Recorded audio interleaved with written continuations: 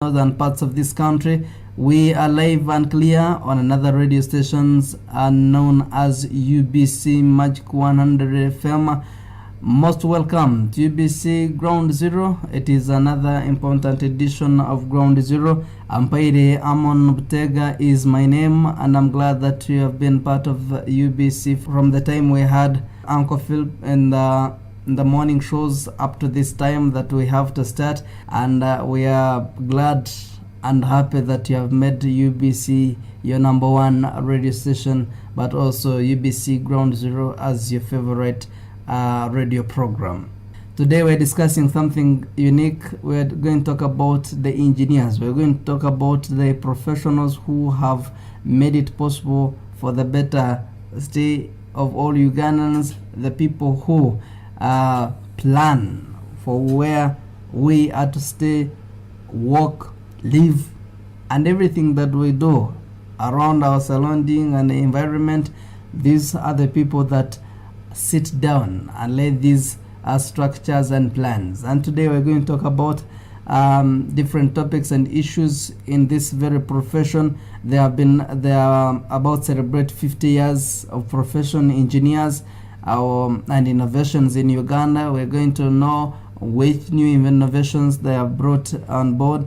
We are going to see how they have propelled and how they are going to make Uganda reach the middle income status. We're going to see how best they fit in the 2040 vision. We're going to discuss a lot in this very profession, and our topic, celebrating 50 years of professional engineers, innovations to propel Uganda to a middle income status. I love you people of Uganda for making UBC your favorite radio stations and all our other radios and also other channels. In the studios of UBC, we are going to discuss this important topic of celebrating 50 years of professional engineers and innovations to prepare Uganda to the middle income status. It is a very big privilege that I have been joined by Engineer Andrew Mwezi. You're most welcome to UBC Ground Zero, and is the president of Uganda Institution of Professional Engineers. You're most welcome to this edition of UBC Ground Zero. It's a very big privilege and honor to have Engineer Hans J.W. Mwesugwa. A big privilege and honor to have you on UBC Ground Zero, sir. Mwesugwa is the project manager and also an engineer. Most welcome to UBC, sir.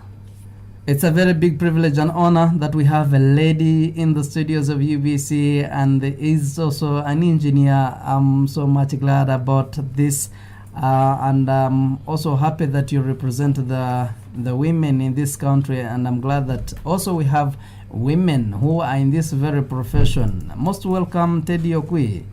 So much.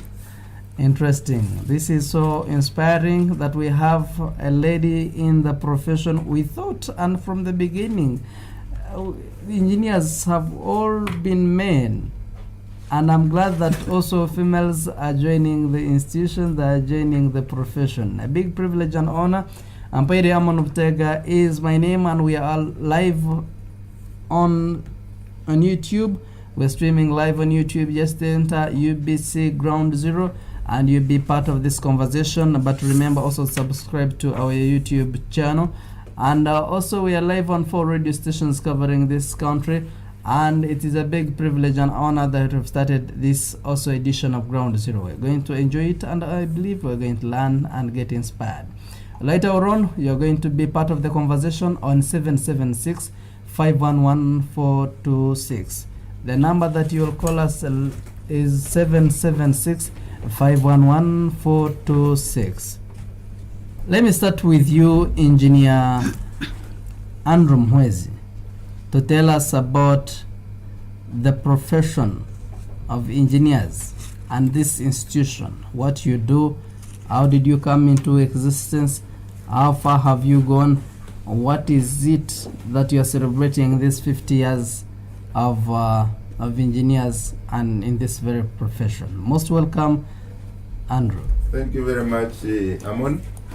and a very good morning to our listeners and those who are following us online. We're privileged at the Uganda Institution of Professional Engineers to be in the studios of the public broadcaster, and it's a very great honor to us.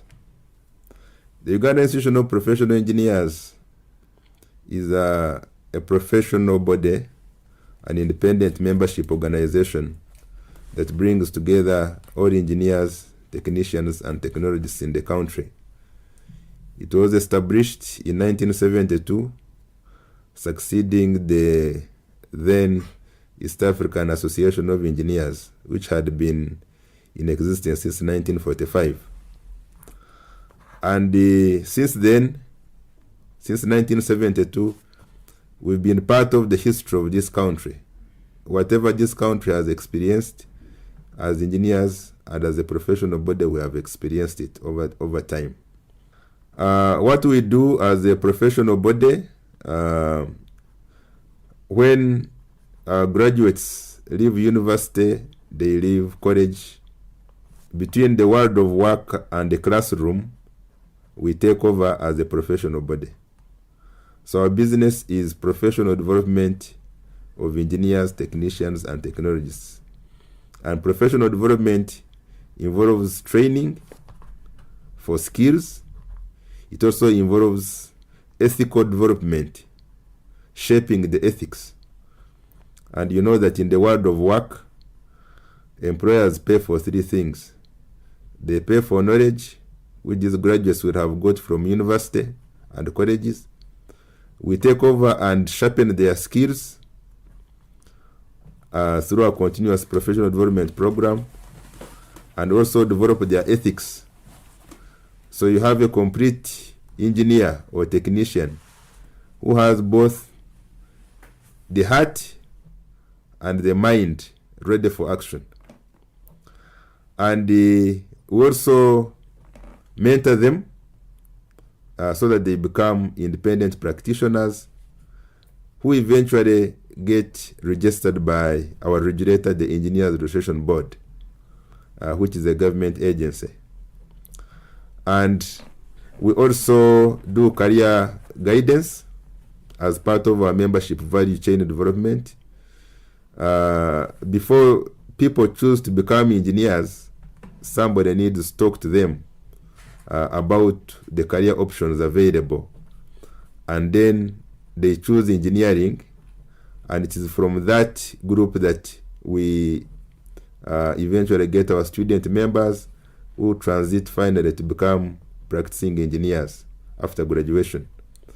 So in part of making information available so that the young ones make informed decisions, we have a function called the Career Advisory Service. And we're also actively involved in research and innovations. It is a matter of strategy which has been changing over time as an institution. But now we have institutionalized research and innovation development in our systems in the institution. Over the last 50 years, we have had different phases of development as an institution. We have deepened our branches in the countryside. We now have 7 branches in Kampala, Jinja, Soroti, Lira, Arua, Mbarara, and we have recently opened Mbare, which is the 7th branch. And these act as backstopping centers to bring matters of professional advice to the public very close, far away from our headquarters, which is situated in Chambogo. So in the last 50 years, we have contributed to the professional development of engineers in the country. We have now a critical mass of registered engineers who are performing different roles as independent practitioners, both in the government and in the private sector. We have also, as you rightly observed in your opening moments, you indicated that engineering used to be a profession for men. I'm happy to inform the listeners that over the last 50 years, we have changed this, both in terms of policy and action.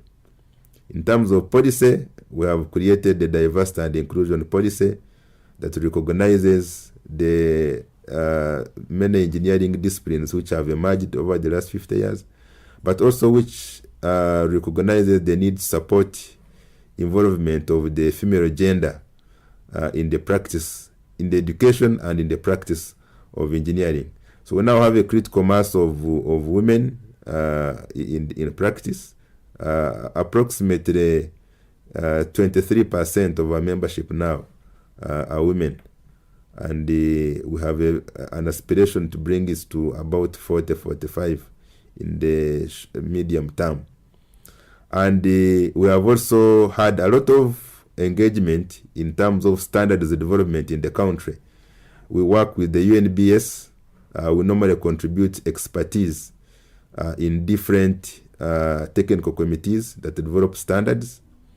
And we have also been working closely with the National Council of Higher Education on accreditation of engineering programs for universities and colleges to make sure that they reflect the needs of the country. And we have also been actively involved in providing advice through review of policy papers under development by different government agencies. And we are happy to continue making this kind of contribution. I thank you.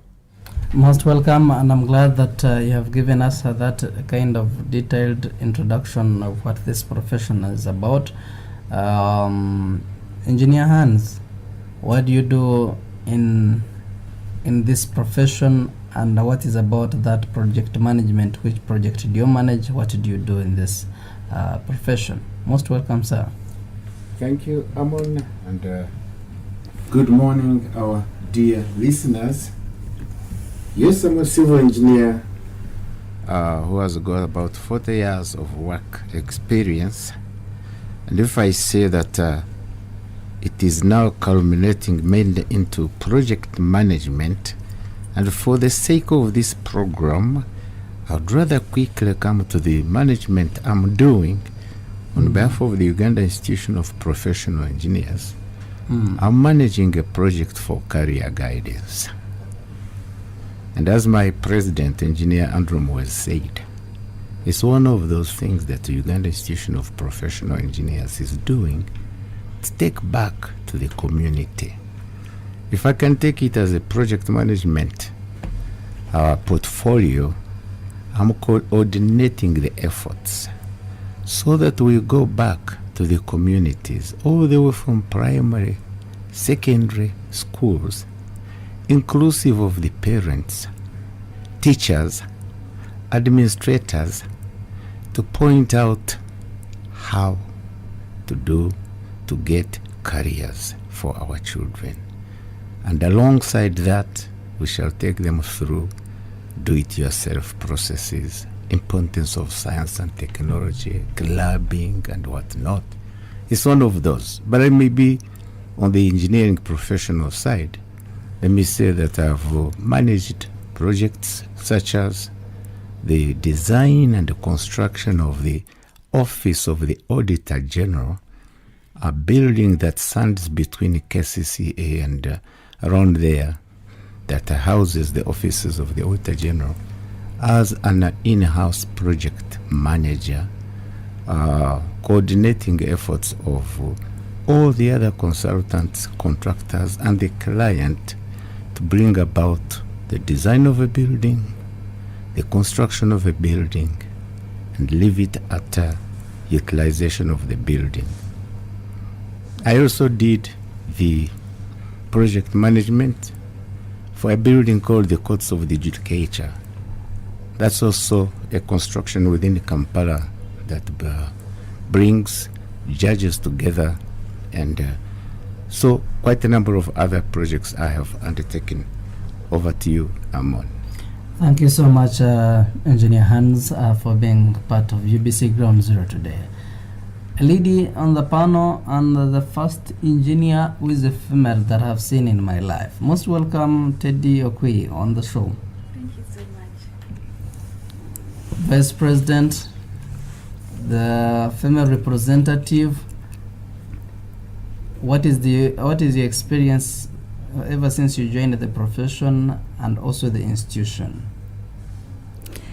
Wow, thank you so much, our dear listeners. My name is Teddy Okwi, and I want to share with you my experience as a lady engineer who rose up not just from degree level, but I started way below. When I was a little girl, one day my mother told us to move to the market, and she gave me a basin of dried cassava to carry from some village in Bukedia to Bukedia famous market. Along the way, we had to cross a swamp, and in that swamp, there was a lot of water and mud. And I carried the cassava when I was just about to cross about 500 meters of swamp. As the popular saying goes, that a boat capsizes by the riverside, I actually slid, and the cassava fell in the mud mixed with water, and my best wear, that was my school uniform, also got soiled up. I was so disappointed that my cassava will not be sold that day, and I was going to miss the precious kabalagala of those days. And I walked to the market carrying this soaked cassava with tears in my eyes and wondering, why wouldn't I have a good road? When I now stepped the tarmac road, in our language we call that tarmac road ekolas, but I was walking on barefoot, and the cassava was heavy on my head, and under my feet the stones pricking me, and I felt myself, this is a better ground than the swamp that I crossed, now that I'm going to miss my precious kabalagala. So that inspired me, and I told myself, how can I also connect my village to this Ecolas? Call it Ecolas. And that shaped my journey in engineering. I went to Madeira Girls, and I ended up doing engineering after doing HSC. I faced quite a medical challenge that could not help me concentrate in class, and I could not make it to Makerere. That time it was mainly Makerere, which was the university offering engineering in the late 90s, and I had to start with a diploma in civil engineering. So I have walked through from diploma up to masters in engineering, and one of the things I have seen in this profession is that it's mainly a male-dominated profession, and if you are not focused, you can get intimidated, and you lack confidence and even lack the concentration. Another thing I've seen in this profession is what society has labeled for us, the ladies. They say we are the ones to raise up the children. We are the ones to take care of the sick. We are the ones to do the cooking and the welfare of the family. So when we concentrate on such activities, it bogs us down, and we fail to compete with the rest of the male child who is having ample time to concentrate on the engineering. Then we also have this perception that engineering is hard and it's meant for men. And of course, when we're in class those days, they would say mathematics is very hard and it is for men. So that is what I have seen that has contributed to what the president has said, that we are only 23% of the ladies in the engineer in the UIPE association. So I call upon the ladies, let's raise up these numbers, and we'll discuss more as we go along. I'll share my experience, how I have navigated through the challenges that I have shared with you about this male-dominated profession. Interesting. How has it been? How have you been treated by these men in this kind of institution and in the profession? When I was starting as a technician, I had one nasty experience where I was bullied outside because I was a little girl, and this profession collects people from different walks of life, and you get them in the sites. Some are crazy young men, and one thing that I saw much was the bullying of the girls. And when you're not strong enough, for us, they say, ladies, we are shy. But when you are not strong enough, bold enough to tell a man, hey, my name is so-and-so, I don't mind what you say, you can get intimidated. So that thing is what pushes girls out of this profession. You weren't pushed. But my question now is, what kept you focused to the end of it all, to the extent that you are now a vice president, almost one of the most top position of any given institution? Wow. What has kept me going is my gut. I have a belief that whatever I believe in, and I put in the interests, the determination and motivation, I achieve it. So I follow my instinct. When I was a little girl, I told myself I have to be an engineer. Interesting. So I grew up calling myself engineer. Even despite the health challenges I was going through, I said I have to be an engineer. So I followed that drive that was in me, that amidst all challenges, amidst all odds, I have to be an engineer. That's why I even started with a diploma. You know, that time, if you didn't make it straight to Makerere, you're like that one who has not performed well, and you don't fit in society. But I said, I'm following my gut, I'm going to achieve engineering. Then the second thing I have seen, what has worked in my life, is to get mentors, people who walk me through this profession. Most times I run to, for example, Engineer Hans and ask him, how do you do this? I have this challenge. How can I go about it? So they help me navigate through these challenges and encourage and also see us through. Then I have also found someone I can always run to. Because despite being an engineer, life has to continue. You are a lady, you have to produce children, you have to raise them up, you have to take care of your family.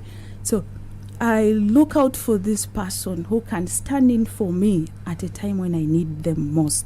For example, I work in Karamoja and my children are here in Kampala. I have to look for someone who can nearly best suit my shoes, take care of my other part of the life. Interesting. Thank you. This is really inspiring, and I really have to be an engineer. I really have to be. And with that kind of introduction and that inspiration, I am going for a very short break as I'm trying to digest this kind of inspiration and introduction. I'm coming back in a bit as we continue with our discussion, celebrating 50 years of professional engineers, innovations to propel Uganda to the middle income status. I'm coming back in a bit. This is Ground Zero Season 2. Stay tuned. We shall be right back. At UBC Radio, all our radio network across the country is committed to inform, entertain, educate and guide for national transformation. Our own radio, UBC, should set its own example. Leka bano abatafa ku bantu baffe bagumaza ndowooza muganda kito kugumaza to divert people. Let our own UBC bring programs to educate the people so that abagala kugumaza babeereyo bagumaza naye naffe they can advise, guide, and people in time will judge the one who is their friend and who is just using them. Tune into UBC radios for credible socio-economic programs. UBC, inspiring Uganda.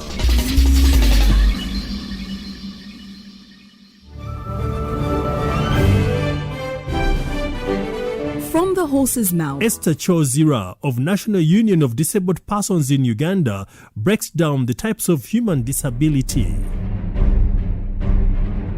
Out there, many people get confused of who a person with disability is, and when we come to elections, everyone wants to become a political leader. They want to enter into the structures because they see there is space there. But to Uganda and the World Health Organization that normally tells us who a person with disability is, and according to our Persons with Disabilities Act of 2020, we have about 8 disability categories that are broad in nature. We have persons with visual impairment.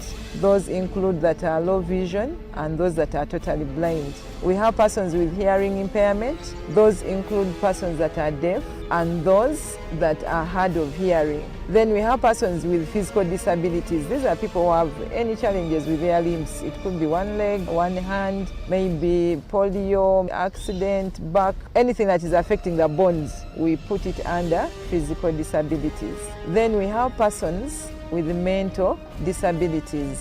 These are persons that have mental illness but are living on medication to manage their disability. We have people that have bipolar, we have people that have schizophrenia. All those are members of mental disability. Then we have persons that have epilepsy. Some people think this is a medical condition, but it was approved that epilepsy causes disability, and many of them fail to perform their daily activities because of the condition. Then we have persons with albinism. I think we are all aware of who an albino person is. These are persons who are born without melanin in their body, so it changes their color. And in the community there, they think maybe they are Bazungu, but these are just part of us. It's only that they are lacking that component in their body. Then we have persons with dwarfism.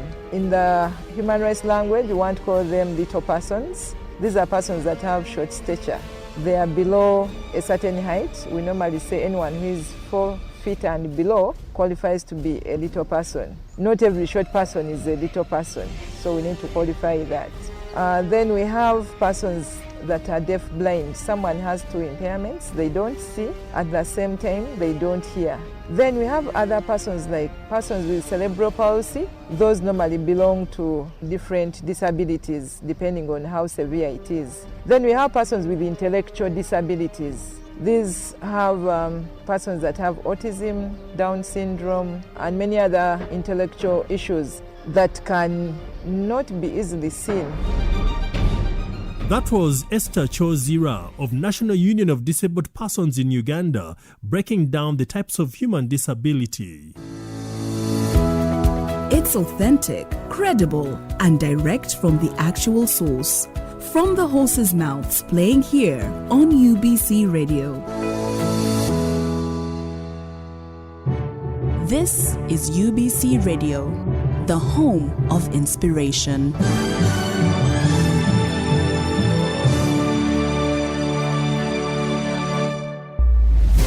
Welcome back. Ground Zero Season 2 continues. Welcome back from that very short break. This is UBC Ground Zero. We're broadcasting live on 4 radio stations. UBC Butebo covering eastern parts of this country, Western Nile FM covering Western Nile, Teso sub-region, Acholi and Lango sub-region, and Karamoja sub-region, and all the northern parts of this country. We're also live and clear on UBC Red covering entire Uganda, and we're also live on Magic 100 FM, and we're streaming live on YouTube. You just enter UBC Ground Zero and you'll be part of this important conversation. Later on, you're going to call us on 776-511-426 and you'll be part of the conversation. Celebrating 50 years of professional engineers, innovations to propel Uganda to a middle income status. Most welcome, and we are yet to the second part of this edition. Andrew, how do you prepare the young engineers or the engineers in this profession from the time they leave campus up to the time they have to set on their career? Thank you very much, Amon. Maybe before I delve into that, I want to quickly pick it up from where Engineer Teddy left it. and highlight to the listeners that we are so serious as a professional body about gender diversity and equity that 2 of our vice presidents are ladies, 3 out of 7 of our branch chairpersons are also ladies. Interesting. And we have a specialist committee to deal with women engineers, technicians, and technologists. And as I've told you, we have a target to bring up this number 3 years. Now, back to the question of how do we prepare the young ones from when they leave university. As I've indicated in my first submission, we have had a bit of enrichment in terms of strategy. Previously, we have been picking it from when they are already in university, and then we admit them as our student members, and we start the mentorship journey, and also enhancing exposure through our conferences, our workshops, to help them understand how the world of work runs. But now we have done what the business people would call backward integration, and we have brought in the career advisory service, which Engineer Hans has talked about, so that before a person makes a choice to become an engineer, they must be convinced from their heart that they actually wanted to become, or they want to become engineers. We want to hear some of the challenges which we have seen through our experience, where somebody is dictated upon, say, by a guardian or a parent that they must become an engineer, literally forcing them in that direction. And because they are being supported by way of tuition, they accept to pursue that path. Now, they may even get good grades. Now, the challenge in the world of work, such people will not become good practitioners because their heart was not in the first place in engineering. So our career advisory service is meant to hear some of these societal challenges. And we make sure that we give information, and if a person must do engineering, then they have an informed choice. Now, once they reach university, then of course the university has a big role to play. But from the professional body, we start with the mentorship journey from there. Now, once they leave, once they graduate, we have what we call the graduate training program. This graduate training program, we facilitate it as a professional body. We create linkages between the fresh graduates and willing employers. And I'm emphasizing willing because we have found challenges where we knock on some employers' doors and they do not necessarily open for us. But we have good partners. For instance, we have a program which had, it's going to close in April next year. It had 102 graduate trainees. Out of those, 78 were engineering graduates, and 24 were technicians, the ones who qualify with diploma from colleges. And we had placements in various industries, in the construction industry, in the manufacturing industry, even in the consultancy industry. And I'm also happy to note that as a result of that program, about 60 of them have been retained by their host organizations. And this program was also supported by the delegation of the European Union to Uganda, and they supported in terms of providing limited support so the graduate can be able to travel to and from the place of work. And some of the employers were also providing some facilitation specifically for that purpose, to keep the the trainee working. Now, the significance of such a program, as you know, it increases the skill levels of the graduate. And even if the host organization does not take them on, but they are now more competitive, their CV is richer, and they have something they can deliver in terms of output.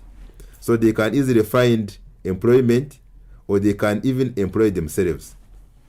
So even the 42 haven't got off the program, some of them are already pointing in the direction of starting their own enterprises. Now, universities normally churn out aggregated in the country close to 1,000 plus engineering graduates every year. So you can imagine if we had employers, willing host organizations who would work with the Uganda Institution of Professional Engineers to provide placements even for just 600 of them. So you can see how we would be able to alleviate some of the burden related to underemployment or unemployment among engineering graduates. And this would provide a lot of impact to the country in terms of supplying polished labor that can support industrialization, that can support contracting. And this program is therefore our vehicle, which we use for supporting the fresh graduates when they leave university. And we also attach them to mentors, and then those mentors now encourage them to become graduate members of the institution. That's the first level of entry level for a graduate engineer. And it is from there that they will be prepared that after 4 years, they can now submit their reports, be assessed, and become registered by the Engineers Registration Board so that they can enter into the regulatory framework. Okay. Thank you very much. Interesting. Most welcome, Engineer Hans. You talked about Engineer Andros has prepared the engineers. You brought them. But you mentioned earlier on about some of career options. And I was wondering, what are some of those career options do you advise to these young engineers? Thank you, Amon. Maybe I'll go a little bit back, or really far back, to advise not only the engineers, but to the grassroots, to anybody's kid who might have finished nurseries in primary school with senior 1, 2, 3. Do you go that deep? Well, our career guidance program is going that deep because you see, choosing a right career is all about the ability for the one to do the career, who are the kids, who are the graduates, who is anybody who has studied and is looking for a job. First and foremost, to know as many careers as possible. Before you choose, you better have a choice plate. So that's step number one. And that works even to your toddler when you start realizing what skills, what interests the kid has, similar to a graduate. Number two is you look for the ability or capability of the person. And I'm saying this is now universal. Even for P1, P3 graduate, you'll be finding that the capability of this kid is maybe to do fine art, drawings, music, things like that, you know.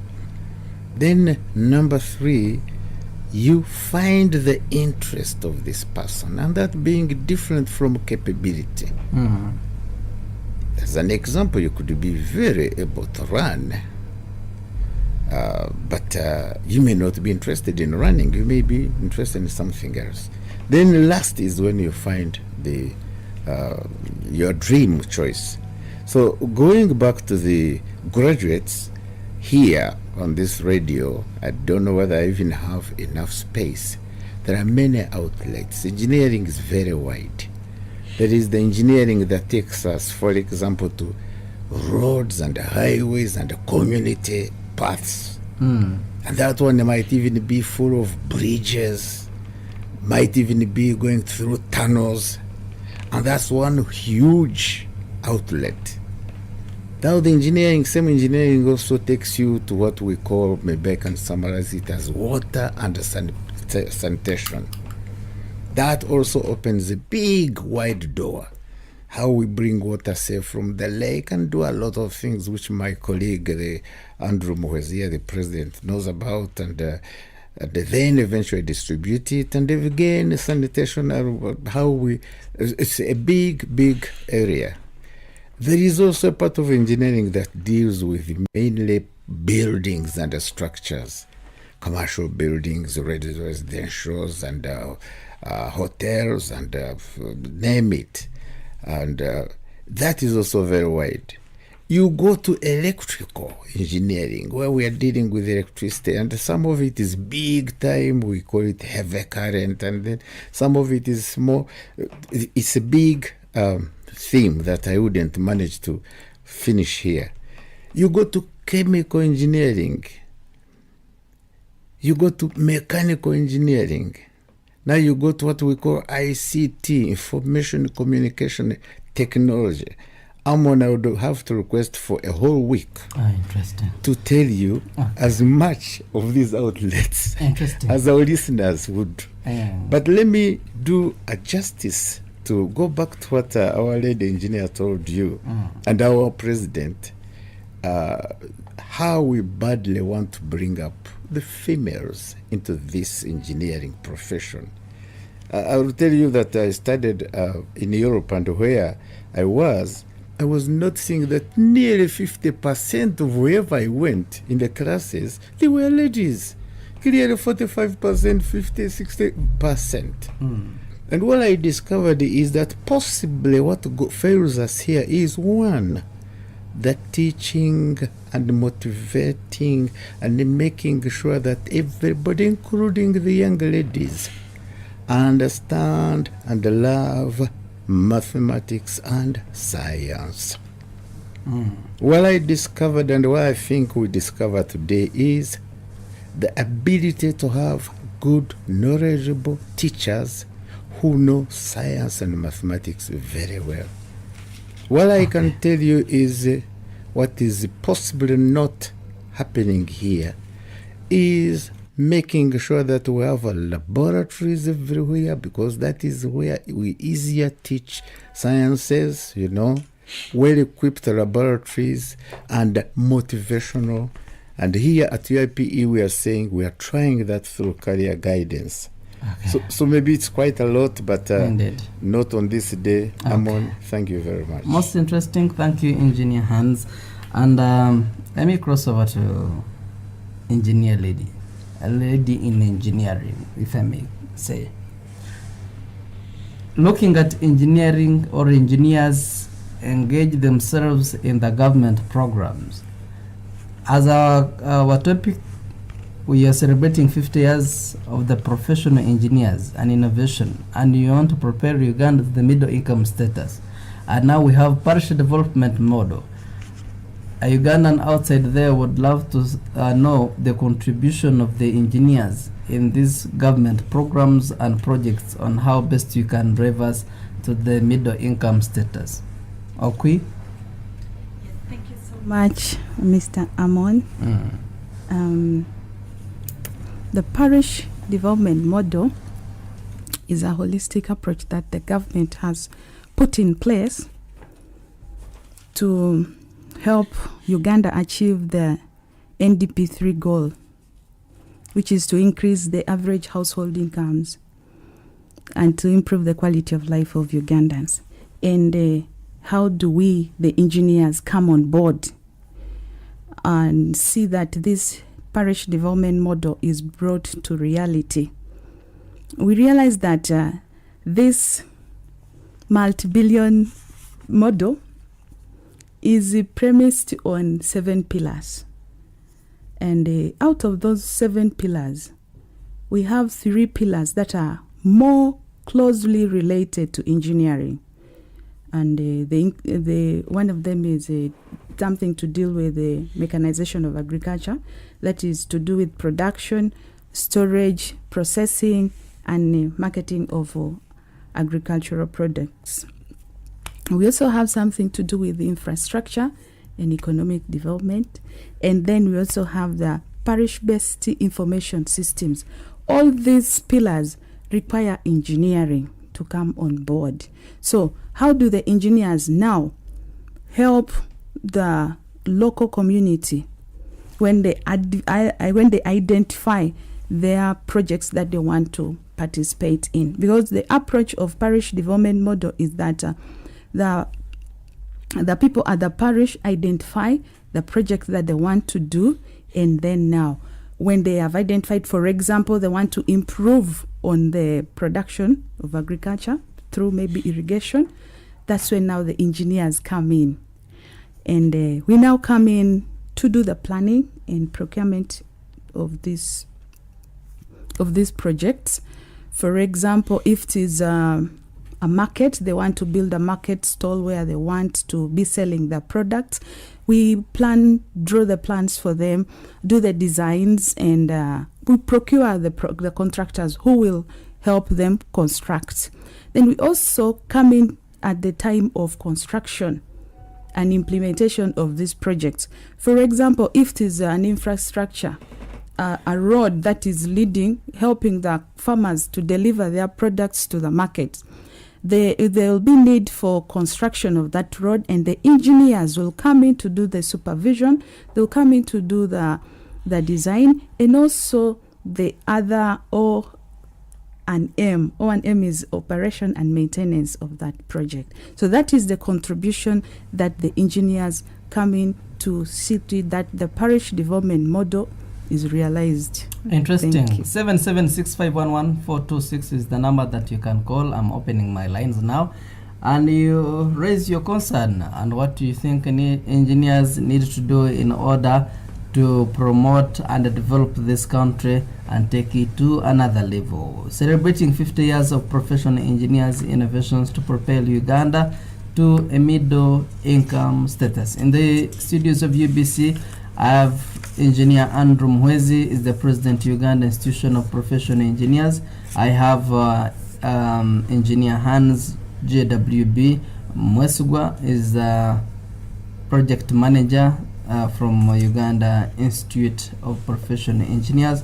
And I also have Engineer Teddy Okwi, is the Vice President from the same institution, Uganda Institution of Professional Engineers. And I'm going for a very short break. When I return, I am going to pick some of your calls, and then we'll continue with the discussion. I thank you, and I'm coming back in a bit. This is Ground Zero live on UBC Radio. Stay tuned.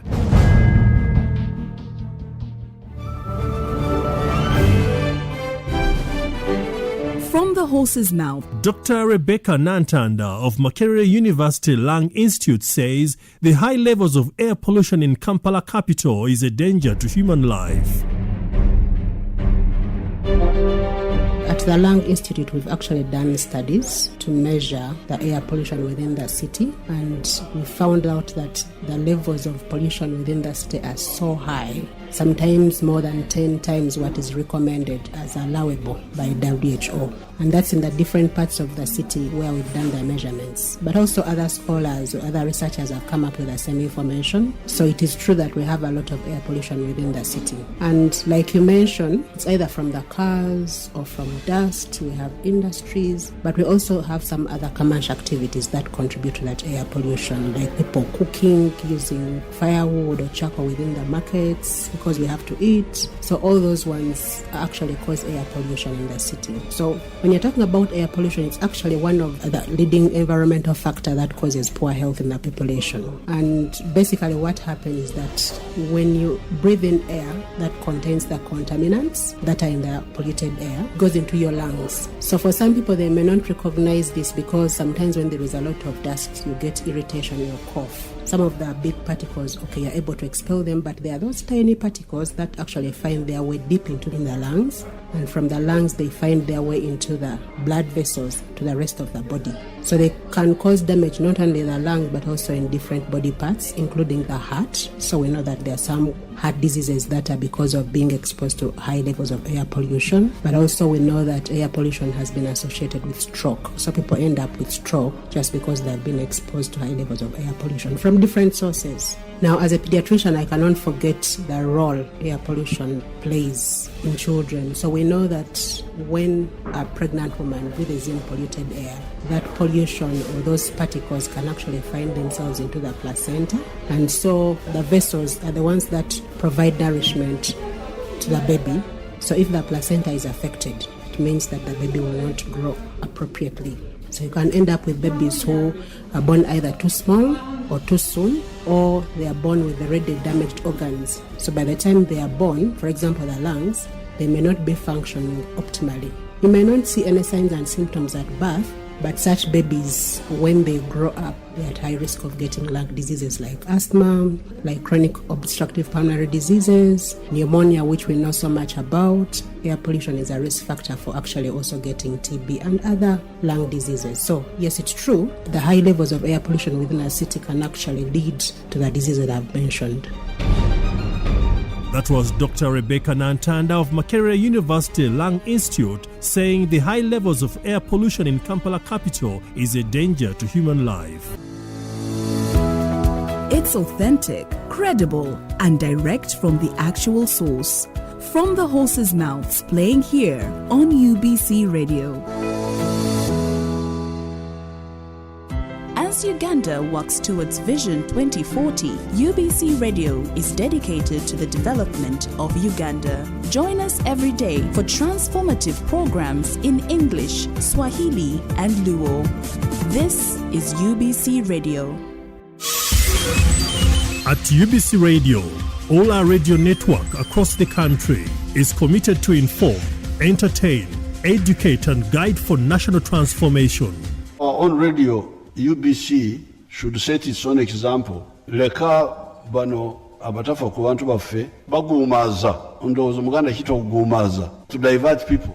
Let our own UBC bring programs to educate the people so that abagala kugumaza babeereyo bagumaza naye naffe they can advise, guide. And people in time will judge the one who is their friend and who is just using them. Tune into UBC Radios for credible socio-economic programs. UBC, inspiring Uganda. UBC Radio 98 FM in Mukono, Hoima, Masindi, Masaka, Sironko, Kalangala, and Jinja. UBC Radio, inspiring Uganda. Welcome back. Ground Zero Season 2 continues. Welcome back from that very short break. This is UBC Ground Zero. Ampaire Amon Lutega is my name. We are discussing celebrating 50 years of professional engineers and innovation to propel Uganda to a middle income status. In the studios of UBC, I have Engineer Andrew Mwezi, is the President Uganda Institution of Professional Engineers. Engineer Hans J.W. Mwesuga is the project manager, and Engineer Teddy Okwi is the vice president. We are live on 4 radio stations: UBC Butebo, UBC Western Nile FM, and Magic 100 FM. And this is UBC Radio. We're also streaming live on YouTube. 776-511-426 is the number that you call. I've opened my line. You can call and share your opinion or your concern, what needs to be done, especially by the engineers to promote Uganda or to propel Uganda to the middle income status. This opens our second hour of this edition and of this discussion. 776-511-426 is the number that you can call. With that aside, we have issues. The people of Uganda have issues with the engineers. Andrew, you're the president of the engineers, or the institution that is for the engineers to make sure that they are professionals. But the concern that people of Uganda have is that we have professional engineers with best grades, but they lack real skills. If you called an engineer, he can give you a very good sketch and plan, but cannot give life to this very sketch. He can tell you can put this apartment with how many floors, it can have a swimming pool here, it can have the elevators here, it can have, but if you said, I'm giving you that contract, then you'll be surprised of what this engineer is going to do. What is the problem? Is it on our education sector? Is it on the, where is the problem? Help us address this concern. Andrew? Thank you very much, Amon, and to our listeners. As I have briefly talked about it in my previous submission, as Uganda Institution of Professional Engineers, we are very honest about the challenges that face us in the present times, and we work towards getting solutions. So we recognize that universities, colleges, and the whole value chain of the education system has some gaps in delivering skills that can enable the graduate to be a self-starter immediately after college or after university. That's why at level 1 we started the graduate training program, and would really want to call upon employers both in the government and the private sector to open more doors for us, so that we partner and work towards giving the 6 months, 1 year transition step to fresh graduates to enable them develop some skills that can enable them to be self-starters, either as employees or as the self-employed Ugandans. But on the second level... And do you think that time is really enough to equip someone with the real skills, the hands-on skills? You know, skill development is not an event. It is not something that happens overnight. But somebody must have...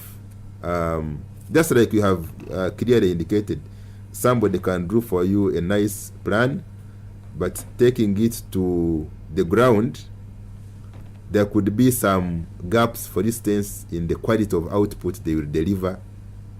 Okay, that's why we say, before we authorize, by way of registration, an engineer to be independent, to stand alone in their practice, they must have worked for 2 years under direct supervision of a registered senior engineer. Then they are given additional 2 years of limited independent practice, but still under supervision. And then after 4 years, we declare, once the person has satisfied our registration requirements, that this person is now able to stand and on his or her own and offer professional services to the public for commercial gain. So that those 4 years recognize that gap. But as I've indicated, for us as an institution, we confront our challenges in a very honest manner, and we continuously also learn how others are doing it elsewhere. Take an example, the lawyers, when they leave university, fresh like the engineers, after 4 years, they first, before they go through the LDC, they cannot practice on their own. The LDC actually gives them what you can call the apprenticeship program. It's like a skills enhancement program. So that, for instance, somebody studied about contracts in class, but now through LDC is actually taught how to draft a contract between two parties. So as a professional body, to complement our graduate training program, We're also benchmarking a concept from the LDC arrangement. And we want to start an apprenticeship program, which will run anywhere between 6 months and 1 year. And the first program, which we actually want to focus on, our apprenticeship program, we want to focus on professionals for the building industry. The building industry, for the benefit of our listeners and you, Amon, is that if you are putting up a building, commercial building, residential building, you will need a civil engineer to deal with the structures. You will need an electrical engineer to deal with the power systems and anything related to clean power, telephone, voice, etc. You also need a mechanical engineer to deal with fire systems, plumbing, water systems. So we have done an assessment and found that out of our membership, we have only 204 registered engineers who are actively engaged with the building construction industry. And this is 150 civil engineers, 30 electrical engineers, and 20 mechanical engineers. But the building industry has a gap of about 2.2 million plus housing units. And these units to be put up will certainly require skilled professionals. And this service cannot be effectively delivered by the 204 I've talked about. So we want to do an apprenticeship program that, for instance, if you are a mechanical engineering graduate fresh from university and we put you on a building, do you know what a mechanical engineer is supposed to do? Do you know how to superimpose the mechanical drawings on a plan? Okay. Do you know how to do the mechanical work involved, select standards and this kind of thing? So that by the time the person finishes the 6 months or 1 year, they can actually go on a site and provide the mechanical engineering input. Interesting. The same with the electrical engineering, the same with the civil engineering. Now that apprenticeship program is going to provide strong skills enhancement for those who may not necessarily be on the graduate training program. And we believe these kind of incremental steps are going to complement what the academia are already doing through some limited practicals and through some limited laboratories. Okay. So we believe incrementally we are going to create an impact through that apprenticeship program. Engineer Andrew, for my case and experience, I reside in Wakiso. Yes, please. I have a neighbor. He has started a big hotel in the same residence. He's using a plumber who did not go to school but can give you the best work that you ever wanted, and is old now, in his 60s. And this very plumber has started training his own boy, his son, to do the same. He was hired by the neighbor who has established this hotel, and they are doing the best plumbing in his hotel. When I asked him, I said, why are you using an educated plumber to do a lifetime project? He said, I don't mind about those you call professionals because they just carry books, they don't have skills. Me, I'm minding about skills. I'm minding about what someone is giving me because I'm going to pay him in return. What is your advice to such a client? Thank you, Amon. I will give some advice, and my colleague Engineer Hans can supplement.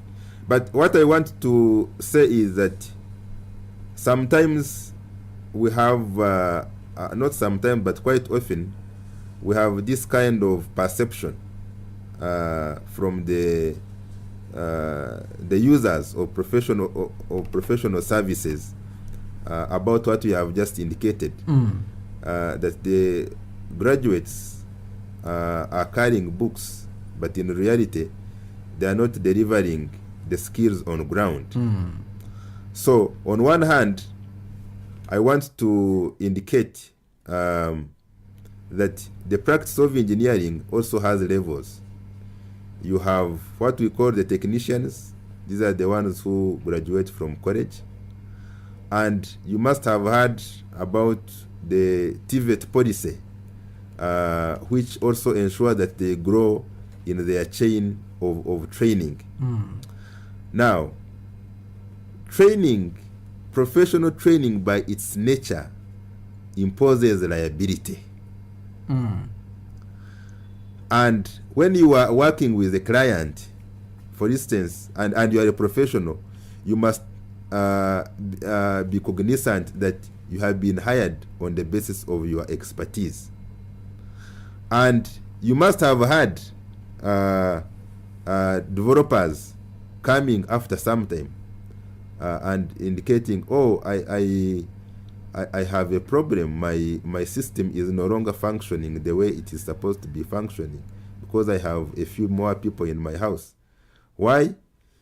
Because the people you have used in your project development did not recognize the issue of standards in selecting the materials, in selecting the appliances they are going to install in the house.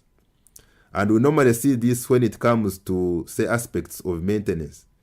You find somebody has installed a water reservoir in their house, but a water reservoir which does not have a drainage system. Now, these are some of the things related to standards and quality assurance.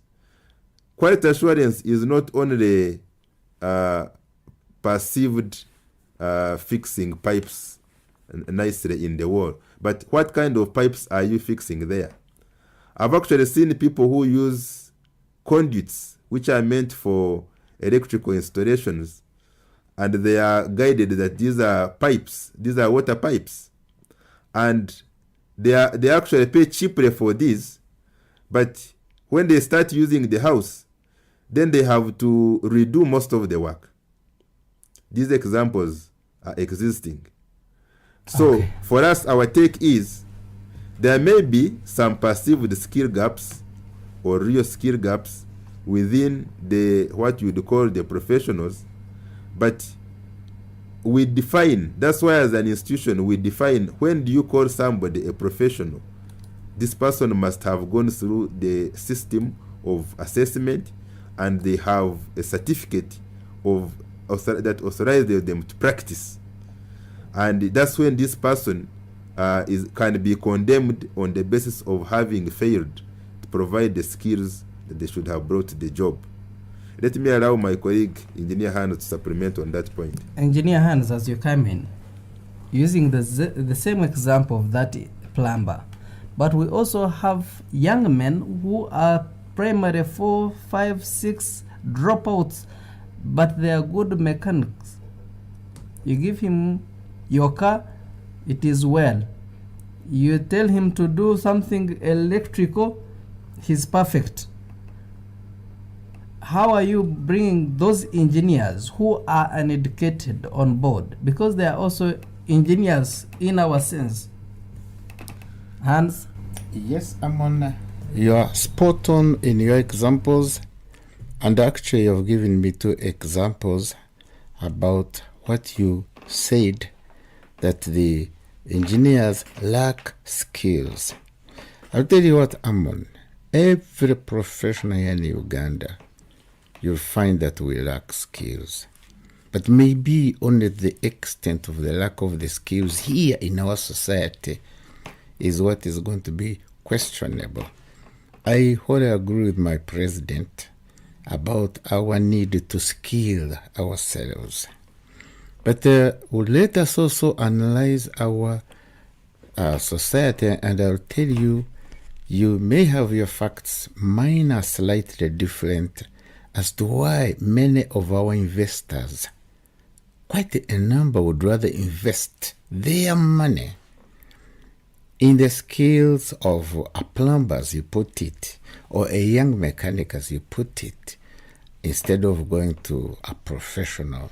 And they are very wrong. Let me give you an example. I've been taking part in the investigation of collapsing buildings. I headed one in Kampala where about 11 or 13 died in Kampala. And we found that the investor had taken it upon himself to give the whole project to a man who had a craft certificate of about 30 years back. And this was the man doing his design, doing his construction supervision. So I want to put this to you and to the society, that the belief that one is saving a coin by going to the less professional, less qualified people who claim that they do as a good job as the other should be out. And that can only be done by partly the law, like the existence of the National Building Review Board, which will insist that you are doing a job, do it with the right people. It can also be exterminated by the investors realizing that when you invest your money, it's not the simple belief that let me get someone who is cheap and then I'll get a good job. Interesting. I have Engineer Andrew Mwezi, is the President Uganda Institution of Professional Engineers. I have Engineer Hans JWB Mwesugwa, is the Project Manager from Uganda Institute of Professional Engineers. And I also have Engineer Teddy Okwi, is the Vice President from the same institution, Uganda Institution of Professional Engineers. And I'm going for a very short break. When I return, I am going to pick some of your calls and then we'll continue with the discussion. I thank you and I'm coming back in a bit. This is Ground Zero Season 2. Stay tuned. We shall be right back. As Uganda works towards Vision 2040, UBC Radio is dedicated to the development of Uganda. Join us every day for transformative programs in English, Swahili, and Luo. This is UBC Radio.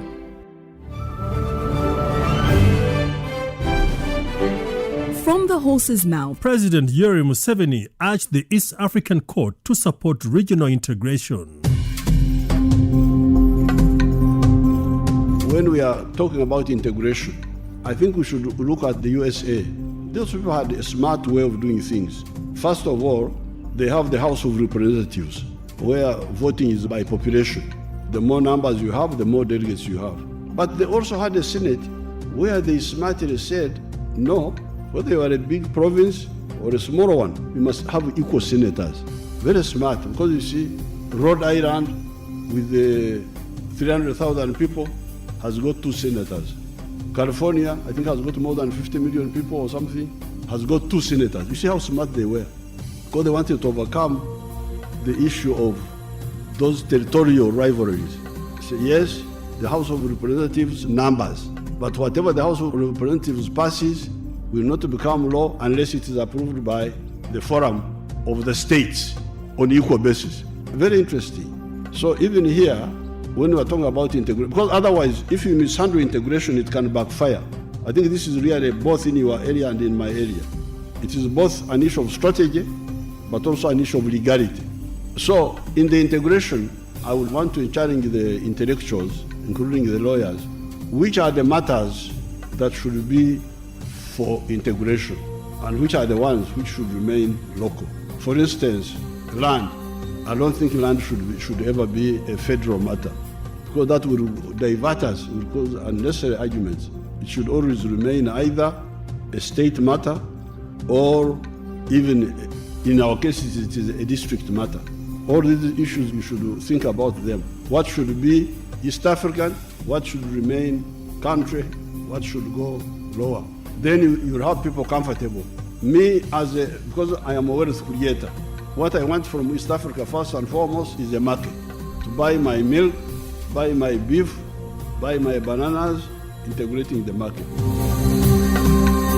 That was President Yoweri Museveni urging the East African Court to support regional integration. It's authentic, credible, and direct from the actual source. From the horse's mouths, playing here on UBC Radio. This is UBC Radio 98 FM, inspiring Uganda. Welcome back. Ground Zero Season 2 continues. Welcome back from that very short break. This is UBC Ground Zero. Ampaire Amon Lutega is my name. We are discussing celebrating 50 years of professional engineers and innovation to propel Uganda to a middle income status. In the studios of UBC, I have Engineer Andrew Mwezi, is the President Uganda Institution of Professional Engineers. Engineer Hans J.W. Mwesuga is the Project Manager, and Engineer Teddy Okwi is the Vice President. We are live on 4 radio stations: UBC Butebo, UBC Western Nile FM, and Magic 100 FM. And this is UBC Radio. We're also streaming live on YouTube. Before they exterminate them, Engineer Hans. Yes, please. Isn't there any option or a platform in your institution to improve these skills of these uneducated and professional engineers who are changing society, by the way? I think my president has alluded to that. Unfortunately, resources may not be enough to cover everybody who is needed. But of course, here we start with what we can manage. I think my president has alluded to at least dealing with technicians, technologists, artisans. These are people who have at least managed to go to school. But I know that in society we all are trying to come up with the schemes of helping out everybody. You are spot on when you go to Katwe. Katwe possibly deserves a special project because these young people, and I know quite a good background of how they manage to excel. Do you know that many of the Katwe youngsters are dyslexics? This is a word that you may have to look up in the dictionary, but it is some inability, and eventually these people drop out of schools, but they're actually very intelligent and clever. But our society does not have a way of helping out people with the inabilities in one end, but abilities in another one. So here, I hope and pray that the Uganda Institution of Professional Engineers of 5 years to come, 10 years to come, 20 years to come, we could also do that. I think for now we're only saying our resources may not be able to help out every needed person. Yes, thank you. Interesting. Hans, before I let you go. Yes. Professions and money. If you called an engineer today and you showed him your work plan and what you would have to contract him with or her, the first thing you would say, it will not take you through the plan and what is needed and required, whether advising you whether you are fit to build your structure here, whether it is swampy or what. But it will first ask you how much are you offering. And most of us think that we are not professional enough. We are only money-minded. How are you advising your engineers to resort to profession and then money comes later? Amon, again, you are spot on, but unfortunately, again, I'm again going to ask you to investigate or see how you get your facts. It is not going to be true that every professional is going to first and foremost look at money, because that professional, if you found out he's a wrong professional, by professional engineering we really mean, and there are different routes an engineer can provide his service. Let us go to this one who is a contractor, and you ask him to do a job, and did he ask you, what do you want to do? How much is there for me? Okay. But with the professionals of advising and designing and supervising. If I may request a minute to have a caller. Okay. UBC, Good morning, UBC. A very good morning to you. Most welcome to UBC Ground Zero. Thank you. This is Juma from Pega. Okay. Yeah, well, Uganda could not be all that crying. We are lacking competent engineers. If really that job are provided in time to our citizens. We have so many Ugandans who are looking for jobs abroad, and yet they qualified, and yet they are professional in their field. There is a biasness when it comes to job tracing within our community in Uganda. There are some group of companies, they does not consider whoever is a citizen to be a head of a certain department unless or otherwise you are related or your friend to maybe the establishers. Those are establishing those factories and industries. So to me, what I'm calling upon the government of Uganda to do, let us try to be a little bit transparent. Advertise for a job, in particularly where you know that the qualified personnel, they are within our community, within the country. Okay? Balancing it. And the tribalism shouldn't be there. Yes, when I'm sounding like that, some stakeholders may say that there is no tribalism. But it is there somewhere. So let us try to be realistic. When you know you are going to give job to Uganda, and give it, because after all they qualified. These other things behind the door does not work, which leads to corruption. Why are you asking me so many requirements? Yet you have seen the relevant requirement that I'm already qualified personnel. I can be fit in that field, but due to the friends you have, maybe from Kenya or Tanzania or to Rwanda, you are going to wire that person to come and take over. And yet me, I'm here serving. That's why I'm going to look for passport, whether it is a 40 passport, to go and get job from abroad.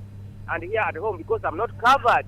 Okay. So transparency is the key, and we shall develop it in that way. I thank you so much. Most welcome, sir. Welcome. As UBC Ground Zero, 776 511 426 is the number you can call. UBC? Yeah, morning. A very good morning to you. I'm Roger from Manafa. I wanted to ask Madam Okui, how is she helping those ladies who have finished engineering but they are there in the village? Okay. My next question is, we have companies that can employ people like constructing the road. Don't consider people who are educated, who have experience. They just go for those ones who are just, because of they want cheap work, they just employ those ones and they leave people with experience. Okay. How is the director going to intervene in that? Thank you. Most welcome.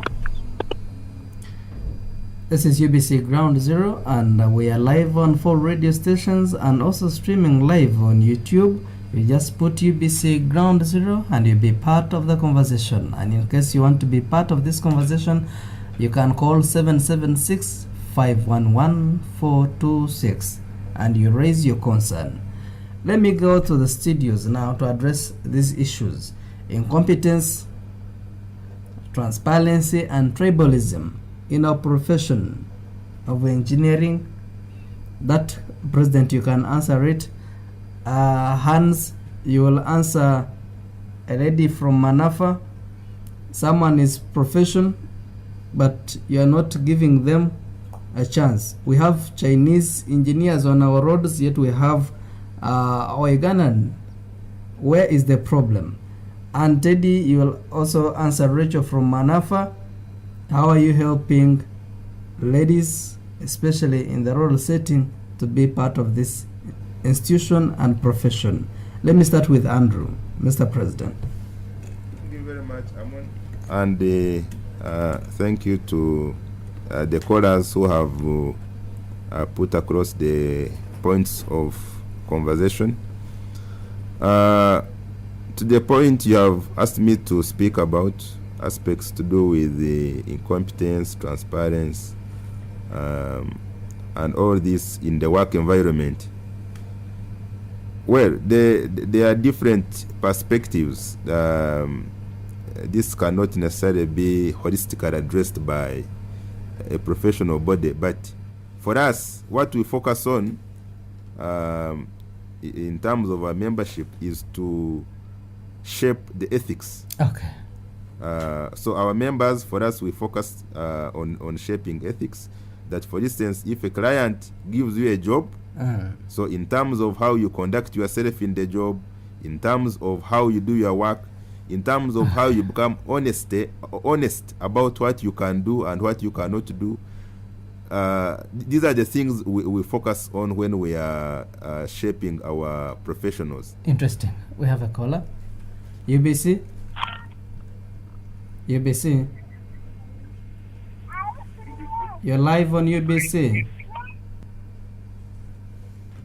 Oh, you can call again and make sure you are away from your radio, because it really creates that echo in the radio. Had you finished, Engineer Andrew? Yeah, and maybe the final point on that. Now, from the employer's side, because he addressed aspects of where somebody has qualified but is not given an opportunity, rather the opportunity is passed on to somebody else, what you may call technical know-how. That's why I have indicated that for us as a professional body, we are focusing on increasing competitiveness of our members. Okay. That when a member who has gone through our institutional systems presents himself or herself to an investor, an employer, the employer makes a choice based on the value this person is going to bring to the project, is going to bring to the job. These are the kind of solutions we are focusing on. Hans? Yeah, I think I wholly agree with my president, but let me summarize mine in 2 points, Amon. If you have a private sector oriented investor, all he needs is guidance. All he needs is to know that in order to bring about value for money out of his project, out of his coin, he had better employ someone who is more suitable for the job. Someone who knows the job, not somebody who he knows. That I can only leave it at that. Okay. Because like an example of your man putting up a hotel, God help him to think that the plumber is the one who is going to save him.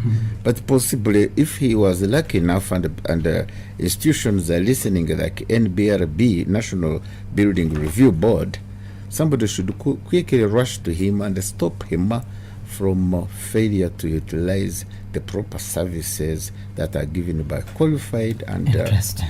Then I go to the public sector investments. Okay. Unfortunately here, it could be a government person misusing his or her powers to give a job to someone who doesn't know, someone who doesn't qualify.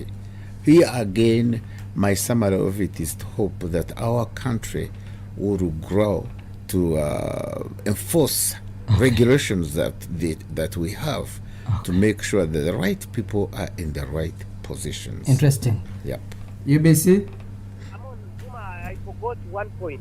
In seconds, Juma? Yes, please. I would like our president there to analyze for us annually how many engineers come out from institutions. Okay. Then the following 5 years, how many have so far had got job? So we feel like they could stand firm to also be like a job creator for those released engineers who are well qualified, such that together we can develop this down to Uganda. I thank you. Most welcome, Juma. And thank you for being part of UBC Ground Zero. Before I cross to Teddy, can you quickly answer that, Mr. President? How many graduate, how many get out of these institutions or out of your hands, and how many get employed? Thank you very much, Juma, for the question. I want to summarize the answer in 2 points. Number one, as I've indicated to you, for instance, we took 102 fresh graduates on a program. 6 of them got jobs in 1 year. Now, in terms of how many come out of university, we are talking about a number anywhere between 1,000 to 1,500. How many get direct jobs within the first 1 year?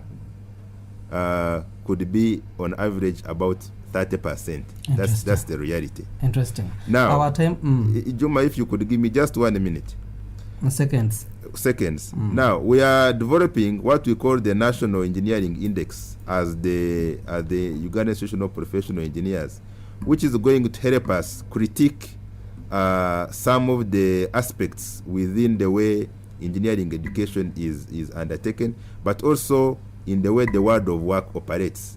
And it is this kind of conversations and statistics that will be bringing the policy makers to have a direction in terms of how we can enhance local content through preparing our own in-country trained professionals. Interesting. Yeah. Our time is fast spent, and we have only a few minutes to end this discussion, yet I want us to talk about the activities that the institution is planning ahead in our golden celebration of making 50 years of the professional engineers. This person has been more calling. I'm getting one last caller as I go to Teddy. UBC? Yes, good morning. A very good morning to you. Your name, where are you calling us from? My name is Chidukauch Andrew. Okay. Calling from Kampala. Your concern, please. My name is an appreciation note to our president, Engineer Andrew Mwesigwa, the Vice President Teddy Okwi, as well as Engineer Hans Mwesigwa. Thank you so much for sharing the inspiration. And yeah, that's it. Thank you so much. Most welcome. He has been calling. I had to really get him. And Teddy, using few seconds, really few seconds, and you address the caller, how you're helping ladies in the rural to get into the profession, but also into the part of the institution. And in the same way, I want you to answer how you're helping the engineers in the rural development, not only ladies, because many think that you're always based in the urban centers. How are you going deep to the grassroots? Amon, with UIPE, I want to pick up from what our president has said, increasing the competitiveness of our members. UIPE has 7 branches that are close to the communities. And I would like to encourage my sister Rachel, all the way from Manafa, that there's a branch that is very close to you, that is Mbale branch. In those branches, we come together as engineers to encourage one another, and then we network. And as the saying goes, your networks is your net worth. Please, I encourage you to always come together and share your experiences with the other engineers in the region. Okay. And on a personal note, what I do to encourage the ladies out there is mentorship. I run Girls for Girls mentorship cohorts. I'm a cohort leader, and we empower ladies in leadership. It's noted that some ladies lack soft skills like negotiation, effective communication, and they fear even to stand up in public. So when we do this mentorship, we do them most cases online, and you can reach us however remote your area is. So far, I have trained many ladies over 50, and I encourage you to log in or join us. Interesting. Mr. President, Engineer Andrew, yes, what are some of the innovations that come from the engineering sector or profession that you are proud about in this country? Yeah, I want to answer it in 2 levels. There are innovations which are by our membership, but there is also innovations in terms of institutional structuring by the Uganda Institution of Professional Engineers. Innovations by our own engineers in the country. I would like first to recognize the engineers through the Ministry of Science, Technology and Innovation, who recently worked on the space program and launched the Par-Africa Sat-1 satellite. This is a breakthrough, and it is going to be a catalyst where they can help bring more engineers into the space technology. There are also engineers who are doing a fantastic job in terms of agri-machinery for value addition in communities. And I may not list all the projects here, but as you know, through our registration process, we normally require engineers to prepare technical reports to demonstrate what kind of real-life projects they have actually worked on. So we have anywhere between 100 and 150 community-based projects for agri-value addition, which our members have worked on. Okay. And you also know that engineers are actively involved in the Kira EV project. So that's also something which is very interesting for us as the engineering fraternity. Interesting. Now, in just 1 minute, from the institutional structuring, we have now brought research and innovation as a core function of the institution. And just like you have government and private sector, when we are working with our membership, there are facilities which our institution puts in place that supports the work of our members. Okay. We have now established a committee of experts that helps to bring to life some of the ideas our engineers have, so that they can ably engage with financiers. Okay. And we have also reached out to the STI Secretariat, and we have opened up conversations with them to see how we can work together to promote innovations. So from an institutional perspective, that kind of framework, we also look at it as an innovation that can bring a platform for those who have been out there and need opportunity to showcase what they have been working on. Interesting. Yeah. Thank you. Engineer Hands, ethics and integrity. Do you have any platform or a disciplinary committee where you discipline, punish, or advise unprofessional engineers? That was a question for my president, but I am a past president of the institution, so I can able answer it. Yes, the Uganda Institution of Professional Engineers indeed has that committee, and it provides for disciplining any errant member. Thank you. If I may bounce back to the president on the same, how are you able to punish unprofessional engineers? Thank you very much, Amon. We have an institutional committee which is headed by Engineer Teddy currently, that deals specifically with matters of professional practice and ethics. So, for instance, when our member errors, the public can report, or through our information network, we get this information, complaints. Okay. We investigate. Interesting. We give them a hearing based on the facts at hand, and we also go on the ground and do due diligence.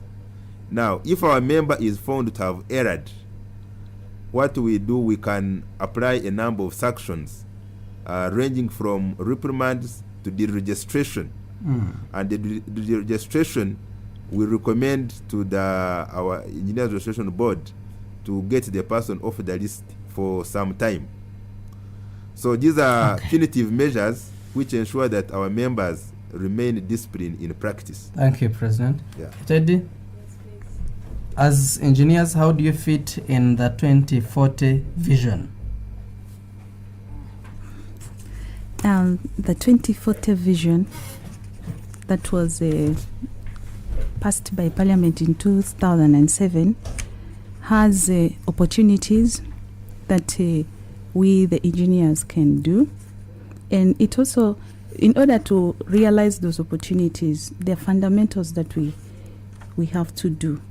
Those fundamentals include the infrastructure. They include ICT infrastructure, science, technology, and engineering, and above all, the human resource, which is us, the engineering. So the Vision 2040 has around 33 development indicators, and out of those, 13 are directly connected to engineering. And I may not have the time to elaborate them, But we, the engineers, have a role to play in achieving this, in achieving those indicators. And how do we do them? One, the government of Uganda has packaged this Vision 2040 in national development plans of 5 years, and they have identified development projects, very huge development projects like ICT, the large irrigation schemes, the factories, the regional cities. All these require the input of the engineers, and for them to be realized, the engineer has to do the planning, the engineer has to do the designing, they have to provide the consultancy, they have to do the implementation, and then the O&M of all those projects when they are. Interesting. That is in short. Interesting. Thank you. Oh, our time is indeed fast spent. I've enough time with, I don't know whether this was really enough time, because we really have a lot to discuss, and I can see some people are still calling in, but we have to also talk about the activities ahead the institution is planning, and I will need the president to address us on the National Technology Conference and Exhibition, which is going to take place on 8th and 9th December. And Engineer Hans, you're going to tell us more about the gala dinner on the evening of that 9th December, as well as the Vice President, you're going to tell us about the Thanksgiving service in different religious denominations. Let me start with the President. Thank you very much, Amon, for this opportunity. As part of our celebrations to mark 50 years, we have exhibition on the 8th and 9th at Royal Suites in Bugorobi, and this exhibition brings together the innovators, it brings together the technology vendors, it brings together the researchers and policy makers, and we are able to have people, our members, demonstrating the real life problems they have been solving through models, through prototypes, and through case study demonstrations. And so this is what the exhibition will be about. And also we have paper presentations where we now bring some of the latest knowledge solutions to some of the problems the country is facing. So this is a very, very rich forum that we normally organize every year, and this year's is very exceptional because it also focuses on the 50 years. How have we been doing things? What have we done right? What have we done not well? Where are the opportunities? And what can we focus on in the next 50 years? Especially now that we are confronted with the new dimension of technology. So this is a rich forum, and I would like to invite the public to come and be part of this. Interesting. Engineer Hans? Oh yes, you're asking who can attend the dinner. Oh, you are going to be... Or the people of Uganda? You are going to be happily informed that all engineering professionals and our stakeholders and our well-wishers, they may be our spouses, they may be people we work with. I do believe that the best to do is to contact our website, www, if you simply put in www, the engineers or Uganda Institute, UIPE, you'll find that nearly everybody qualifies. Come and rub shoulders with the engineers. Interesting. It is an open invitation. Teddy? Yes, please. We have so far held 3 Thanksgiving services. One Anglican at All Saints Cathedral, that was done on the 20th of November. We've also had the one at the Pentecostals, representing the Pentecostals at Watoto Church, and then the Muslim community, we were in Kawempe Mosque. We will be concluding one tomorrow at Christ the King Church. That will be for the Catholics. That is the Thanksgiving. We say thank you, God, for having kept us and given us the grace, the strength to serve our nation for these 50 years that we have been in existence. Interesting. As we wrap up our program and discussion, I would love to get your opinions on two issues. Is it possible to, one, the middle income status, is it possible for Uganda to really achieve this? Let me start with the President. Yeah, thank you very much. And if we're able to achieve it, how are we going to achieve it? How are you helping us as we conclude? Thank you very much, Amon, for that.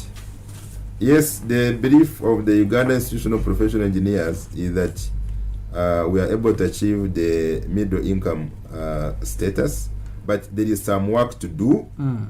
And some of the areas which have to be focused on is the physical infrastructure, both development and maintenance. And this goes beyond actual putting up of the infrastructure, but also requires that the citizenry work well with the developers. For example, you've heard of vandalism of public infrastructure. That's not good for our roadmap to the middle income, because there we are moving 20 steps forward and 15 steps backward. Then there are areas to do with effective utilization of ICT in our to the community level. That's going to improve the efficiency of interactions and communications, and we are fairly well on that roadmap, though some work still needs to be done. And of course, in terms of import substitution and creating more value through the manufacturing industry, starting from the agri-value addition, that's also another area where the engineers would be very interested in continuing to work with the public in terms of providing solutions. So to that extent, we believe we can be able to achieve the middle income after fulfilling that effort. Engineer Hans? I'm going to be a little bit philosophical, but with the facts. Middle income status can only be achieved if we are producing, making products and services ourselves in Uganda, exploding that ability to utilize our own resources. Now, I'll take you to historically, after the Second World War, Germany, Japan, and quite a number of countries were in the doldrums. They only made it because they utilized the capacity of their engineers, their technicians, their technologists, their artisans. So in short, I do believe, even if Uganda is already involving to some extent our technical professions and technicians, Uganda government has to explode this ability to make sure that the technicians, artisans, engineers are motivated, and if need be, are forced to do what we do best, putting in place mechanisms of production. Interesting. Okay. Yes. I truly believe we can achieve the middle income, and we need to have faith in our engineers. These engineers have all what it takes to propel the country to the middle income status. So I call upon the government, I call upon my colleagues, the engineers, and I call upon everyone who makes a decision. Please let us engage our very own, and we will reach there. Way forward, and your concluding comments and remarks as we end our program. Let me start with a lady. They always say ladies first. Yes. Your last comment. The engineers have the ability to transform this country. Engineers, do not let Uganda down. We are counting on you, and the government count on us. Thank you. Most welcome, Engineer Hans.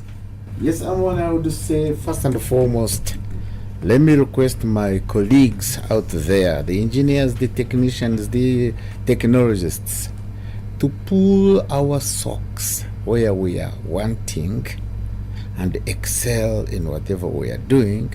And then let me also call upon government and anybody around us to bless us with the support in any way possible so that we propel the country faster forward.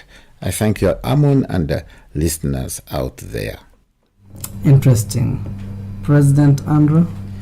Yeah, by way of wrap up, my colleagues have said it all, but we are in celebratory mood as the engineers, and also want to touch humanity. So on the 29th, we have a blood donation drive in Kampala, Mbarara, and Jinja, 29th, which is Tuesday, and we would like to work with the public to save life, because even when you hear that a building has collapsed, people need blood. So we want to make that contribution to humanity. But above all, remain very positive, and as my colleague has indicated, let's have faith in our own. Let's have faith in our engineers, in our technicians, in our technologists, and give a chance to the professional bodies to address some of the gaps the public has identified, and we'll be surely there as a country to make our contribution. Thank you. Most welcome, and this brings us to the end of this edition of UBC Ground Zero. I must thank you, all the listeners who are on radio and those who are online, and I want to thank my team that made the time to speak to the people of Uganda. Engineer Andrew Mwezi, the president of Uganda Institution of Professional Engineers. Engineer Teddy Okwi, this is the vice president in the same institution, and also Engineer Hans JWB Mwesugwa is the project manager, also coming from Uganda Institution of Professional Engineers. We've been discussing celebrating 50 years of professional engineers, looking at the innovations to prepare Uganda to the middle income status.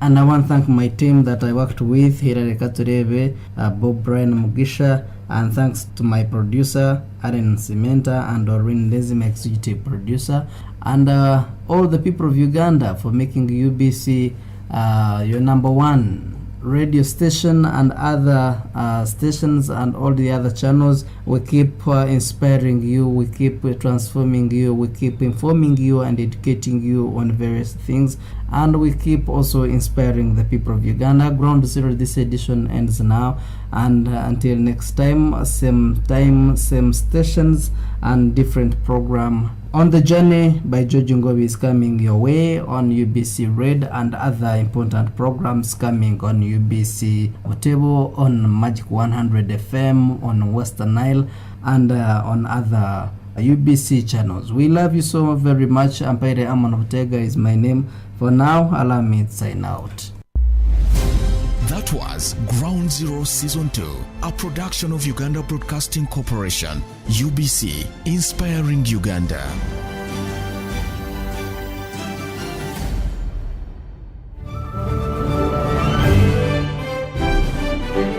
From the horse's mouth.